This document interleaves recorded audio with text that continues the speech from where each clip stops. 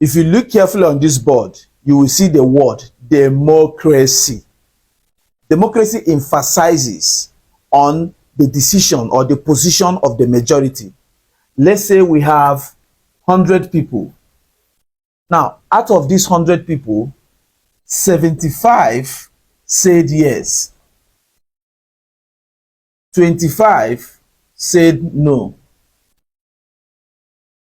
By way of democracy, 75 saying yes has carried it. By way of democracy, once 75 said yes, yes will be the situation. Any decision taken by 75 as against 25 becomes the right decision. That is what democracy said. But what democracy did not do is to subject the decision of these 75 people into logic. Democracy did not ask these 75 people, how come you say yes? Why did you say yes? Democracy did not also find out from these 25 people, why did you say no? Put it this way, democracy is based on sentiment, is based on philamongism, because these 75 people might have just collapsed into crowd without thinking, without logic, without reasoning. These 75 people might have just followed themselves and they fall into this web. This decision of the 25 people will become what the entire society will use.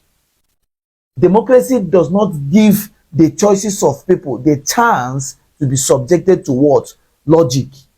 Democracy works on sentiments and emotions. So the decision of 75 people might not necessarily be the wisest or the best decision, but because they are 75, democracy tells us that they have won.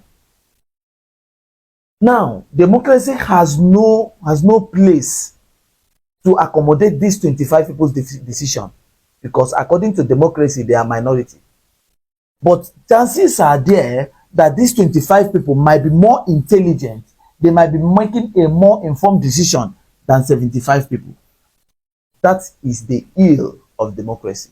Democracy doesn't subject the position of the majority to rigorous logic.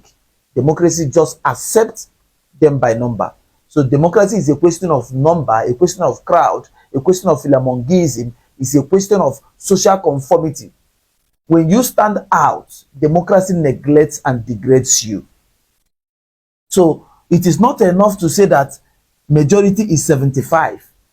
It is enough to subject individual 75 to rigorous scrutiny. These 75 people must one by one explain to us why they are saying yes. At the end of the day, you discover that 80% of these 75 people does not even know why they are saying yes.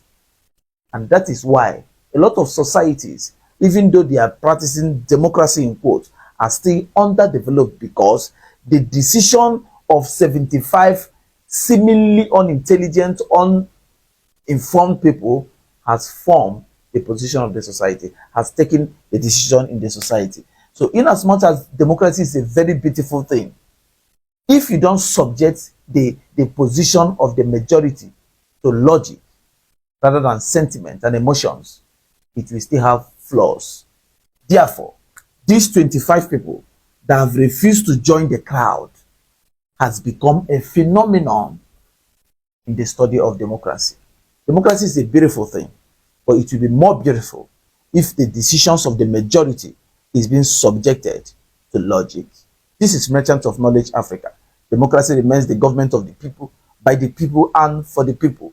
It's a question of majority that carries the day.